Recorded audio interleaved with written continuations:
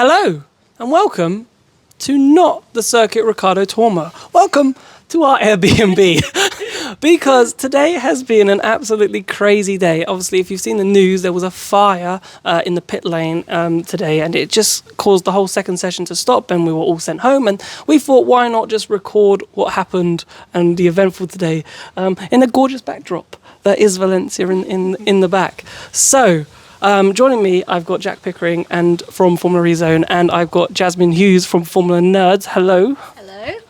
How are you? Great to be here. I mean, it's nice to be in the Airbnb. It would have been nicer to be at the circuit, but we were sent home early, but pleasure to be on the show. Yeah, so it's a kind of an impromptu show, because obviously it all kind of started when the red flag came out. So the red flag came out about an hour to go where Robert Schwartzman Pico stopped in the final sector.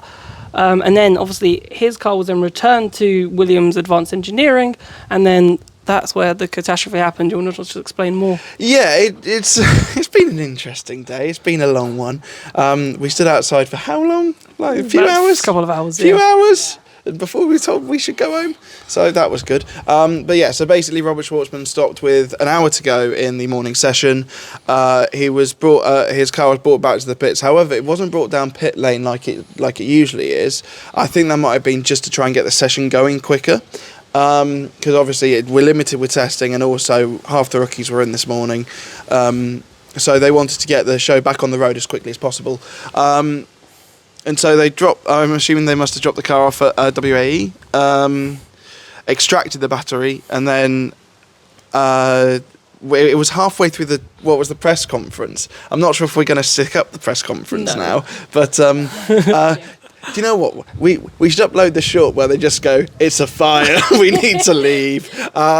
Because there wasn't any like fire alarms or anything. We were just we overheard a couple of the people from the FIA. I'm not sure if they want to be named, so I'll leave them nameless. But they basically, one came over to the other, was like whispered, and he was sitting right next to you, going, there's a fire in the pit lane. Yeah, and I impromptu told Jasmine, and I was like, there's a fire. Didn't think what the repercussions were. I did hear Didn't fire think about what the repercussions was. Jasmine, if I pass to you, I was just like, what was your whole experience of it? Because it was surreal. Because then we were kind of just surrounded outside with the drivers, the team members, and we kind of just didn't know what was going on. Yeah, it was really weird because kind of the only experience you ever usually have of like a fire alarm is when you were a kid in school or when you're at work, or, it's sort of like the whole, everybody file out, and then you just have to hang around at an assembly point until they let you back in. But you're never usually hanging around at an assembly point with a bunch of drivers and like everyone, because when you're in the paddock, there is like that level of connection with the drivers, but it's still sort of very regimented, and okay, you've got to go to their press officer, and then they'll stand there while they're talking to you, and it's sort of, you have 15 minutes and that's it. Or in the press conference, they're sat at the back. But I mean, we've got like a rented car. We literally had like Victor Martins leaning against our car, and Tony Felix da Costa's like stood just behind us, and it's really, really weird because it is one of those like, they are literally just humans, you know? It's like everyone was bored. It was a boring experience, like for two and a bit hours. And it was hot. It was hot. It was hotter than it is now. You might be able to hear the wind. It was quite windy at the track as well, but the heat was quite high. As you can see the sun setting in. That's probably why the light isn't as 100% as it could be. That garage wasn't the only thing that got burnt today. I'm pretty sure I am sunburnt out of just standing in the sun, which is a lot of fun. But yeah, no. One thing that I said in the car on the way home is it feels like those like snow days at school where you get sent home early. Apart from the fact that we were just like it's the direct antithesis, because there's a fairly big gap between fire and snow. Yes. But yeah, it's been one of those weird days. We don't know what they're going to do in terms of testing, because obviously we lost an entire session today, and it would have been the first session for quite a lot of people, including the world champion Jake Dennis, because he gave up his seat this morning to Zane Maloney because of this new rule that they've had to put in where they have to give at least one session to a rookie driver. Yeah, and then Jasmine, obviously, if we look at the session in itself, the morning session, talk about that. First, I think Taylor Barnard, I think a big shout for you because he was in the McLaren today and was the fastest rookie, ending up in 7th place, but was leading the timesheets for quite a way.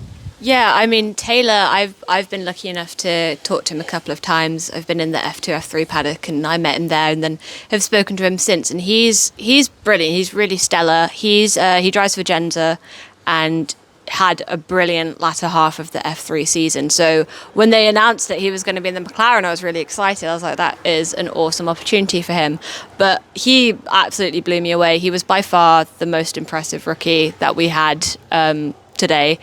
I mean, he did a solid amount of laps. So it wasn't even like a fluke. He did a couple and ended up with a quick score. He was like continuously going around, and was, I think, finished 8th fastest. Seventh, I think it was. Was it not? 7th. I think he got like pipped just right at the very, very end. But there was one point where he went to the quickest in the session, which was insane. Yeah. So as I said, it was a good session for him. Obviously, Mitch Evans, Pico finishing fastest, pipping Antonio Felix da Costa right at the end.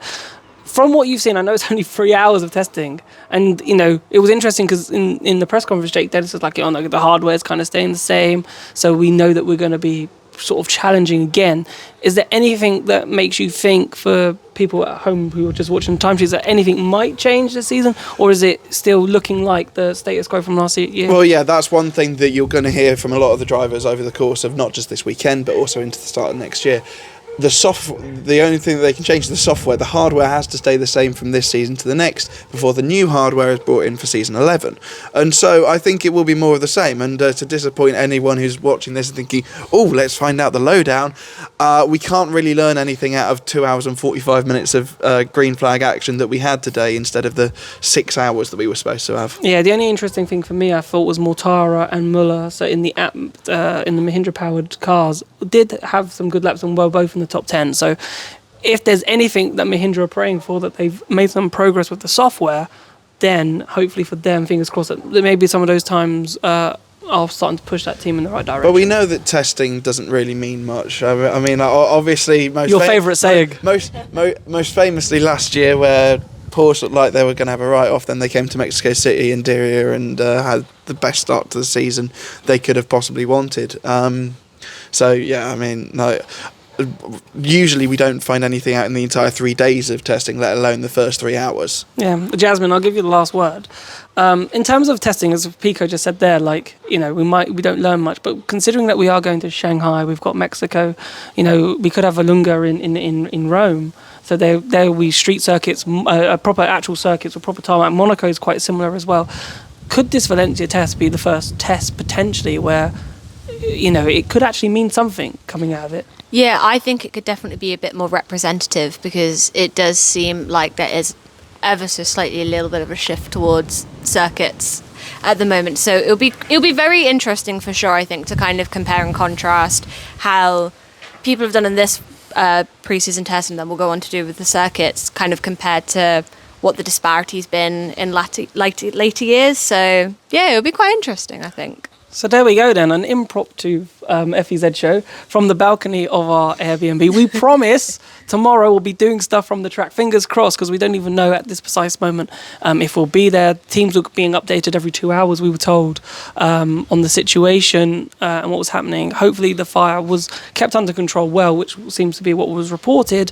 And fingers crossed everyone will be at the track tomorrow. We also hope that the person that has been taken to hospital is okay and recovers soon as well. And our best wishes goes out to them. Thank you so much for watching this very quick FEZ show, and we'll see you tomorrow at the track. Fingers crossed.